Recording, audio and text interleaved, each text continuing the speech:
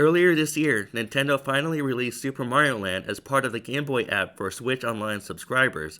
Even though a ton of content creators have probably given their thoughts on this unique Mario game, I still wanted to throw my 2 cents in as well and summarize the game first. When I say Super Mario Land is unique, I mean it feels like no other Mario game out there, and yet it does just enough to feel like a true Mario game that belongs in the series. In the first level, Mario is in what looks like Egypt. He's in a desert setting with pyramids in the background. Of course, the level initially starts with Goombas coming at Mario, just like in Mario 1, but it still feels different. For one, the blocks do not look like the blocks in Mario 1. They've shrunk down in size relative to how big Mario appears.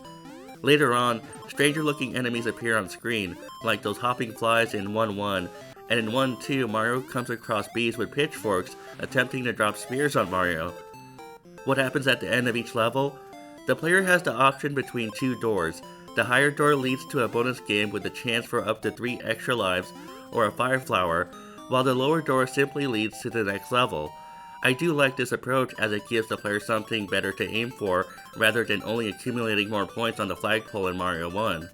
Mario finds himself in more strange lands with unique creatures to the Mario world. In fact, I think this is one of the main appeals to playing this game. As a player, you keep wanting to see where Mario ends up next, as the game takes you on a whirlwind tour in the short time it takes to beat the whole thing. In World 2, apparently a spaceship has sent Mario to an island environment with bonefish jumping out of the water. It's only appropriate that in 2-3, then, Mario's in a submarine shooting octopus and seahorses. Wow, Mario must really hate underwater creatures. Then in World 3, Mario is thrown onto a land with stone monuments in the background. Those stone monuments show weird human faces. Is this Easter Island? In Easter Island, one of the most isolated islands in the world, west of South America, tourists can find those same stone monuments. Wouldn't it be awesome to take a Game Boy or Switch to Easter Island and play Super Mario Land next to one of those things? In World 4, Mario enters what I think of as Chinese World. I say it's Chinese World because of the oriental sounding theme and the environment in general. For instance, in 4-1, there are bamboo trees in the background. Then in 4-2, Mario initially goes through an area with mountains in the background. China has a lot of high mountains, right? It's all pretty fascinating for a Mario game.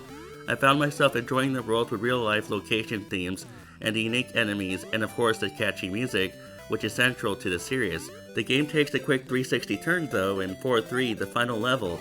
Instead of another Chinese-themed level, Mario is flying a small plane and shooting at birds and other enemies who are trying to drop bombs on Mario.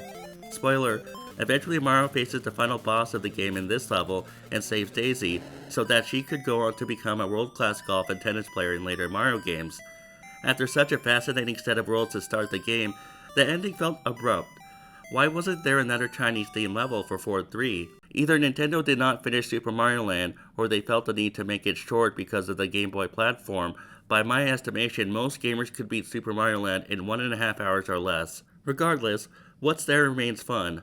Players are taken for a ride for these 4 worlds, and they get to experience environments and enemies not seen in other Mario games before or even afterwards. It's a weird Mario game, but it's a fun one that feels a little too short. Although I don't remember the exact price, I would guess Super Mario Land cost about $30 back then.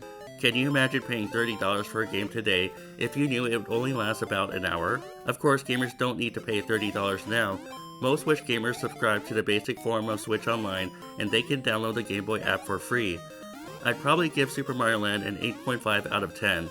If it had a complete set of 8 worlds, I might give it a 10 out of 10, but that abrupt turn towards the endgame knocks off a point or two. The point is, the game is a lot of fun, but it leaves you wanting more.